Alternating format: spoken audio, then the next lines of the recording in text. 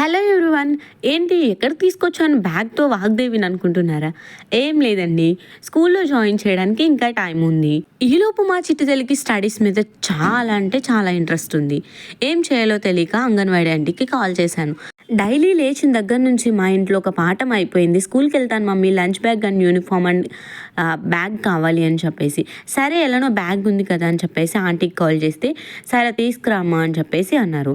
కార్తిక్ లాగా కాదు, కార్తిక్ కూడా చాలా యాక్టివ్గా వెళ్ళేవాడు, అంతకన్నా యాక్టివ్గా వెళ్ళింది. స్కూల్కి వెళ్తున్నాం పదా అంటే చాలా క్యూట్గా దేవుడికి దండం పెట్టుకుని ఫైనల్లీ నాతో పాటు అయితే వచ్చేసింది. వచ్చిన వెంటనే చాలా యాక్టివ్గా ఉంది. ఏడుస్తుంది ఏమో భయపడ్డాను, అస్సలు కనీసం ఫేస్లో డల్నెస్ కూడా లేదు. చాలా యాక్టివ్గా ఆడుకుంది. మమ్మీ యూట్యూబ్లో పెట్టు వీడియో తీయని చెప్పేసి అడిగేసరికి అక్కడున్న వాళ్ళు కూడా ఆశ్చర్యంగా చూశారు. ఫైనల్లీ ఈ అంగన్వాడీ కూడా చాలా నీట్గా డిసిప్లిన్గా అయితే ఉంటుంది. ఆంటీ కూడా పిల్లల్ని చాలా టేక్ కేర్గా చూసుకుంటారు. మా వాగ్దేవి వెళ్ళిన వెంటనే పిల్లలు కూడా తన చుట్టూరు చేరేశారు. ఏ ఏజ్ పిల్లల వాళ్ళకి ఆ ఏజ్ పిల్లలే కదండి ఇష్టం. ఫైనల్లీ క్లేతో అయితే ఆడిపించారు. తర్వాత వచ్చేసి సర్కిల్స్ ఇవన్నీ కూడా ఇచ్చారు. నేను వెళ్ళిపోతాను మమ్మీ అని చెప్పేసి నాకు ఫ్లయింగ్ కిస్ పెట్టి బాయ్ చెప్పింది. ఫైనల్లీ నేనైతే అంగన్వాడీకి వెళ్ళాను 1 o'clock ఆ టైంకి. సో అప్పుడు కూడా రానని చెప్పేసి అంది. మేడం లంచ్ చేసి రా అప్పుడు అని చెప్పేస్తే అప్పుడు వచ్చింది. డే 2కి ఇలా స్టార్ట్ అయ్యిందండి.